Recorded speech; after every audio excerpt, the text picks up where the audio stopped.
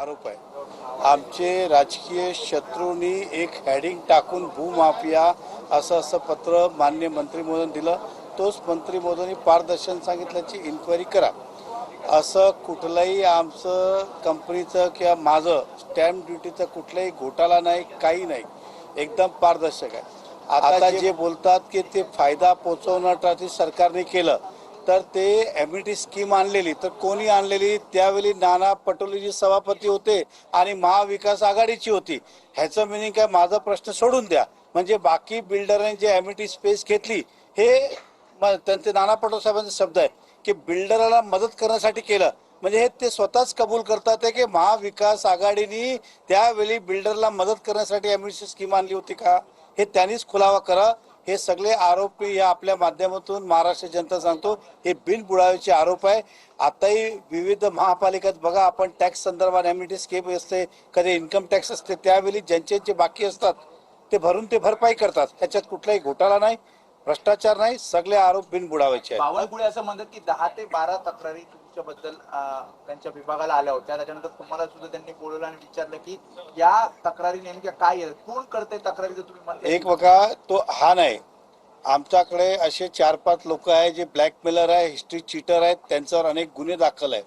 ते इकडेच नाही तर सगळीकडेच तक्रार करतात, कधी पोलीस स्टेशन, कधी इकडे, कधी तिकडे, काही ना काही तक्रार करतच असतात आणि त्या तक्रारामध्ये काही तथ्य नसतात।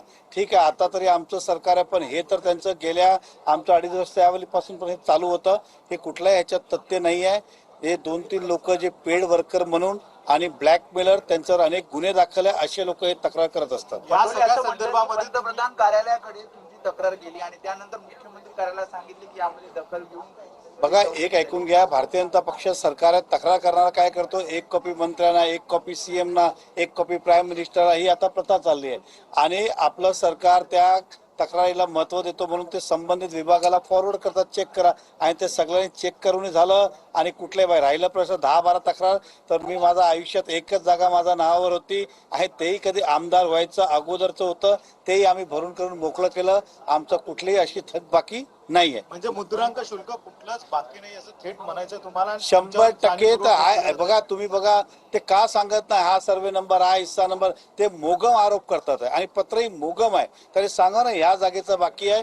हे सगळे बिनबुडावेचे आरोप आहे। परत मी आपल्या माध्यमातून या महाराष्ट्र जनतेला सांगू इच्छितो। धन्यवाद। दुसरीकडे एक मीरा भाईंदर मध्ये एक उंदीर चावून एका महिलेचा मृत्यू झाल्याचा प्रकार देखील उघडकीस आलेला आहे।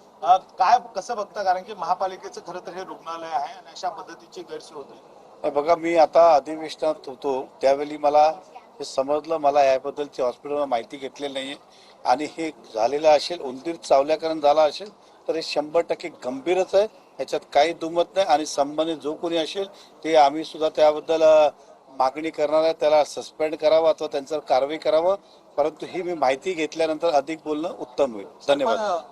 बावनकुळे साहेबांनी तुमच्या संदर्भात सांगितलं की जवळपास 10 ते 12 तक्रारी तुमच्या विरोधात आलेल्या होत्या, त्याची चौकशी केली असता कुठलीही त्याच्यामध्ये ठोस अशी गोष्ट आढळली नाही। मात्र जे तक्रार करतायत त्यांच्यावर जर तुम्ही बघा, त्यांची तक्रार काय नाना पटोले साहेबांची, तुम्ही पूर्ण तक्रार वाचा की मधल्या काळात बिल्डरला मदत करण्यासाठी एम्युनिटी स्कीम आणली गेली, तर ही स्कीम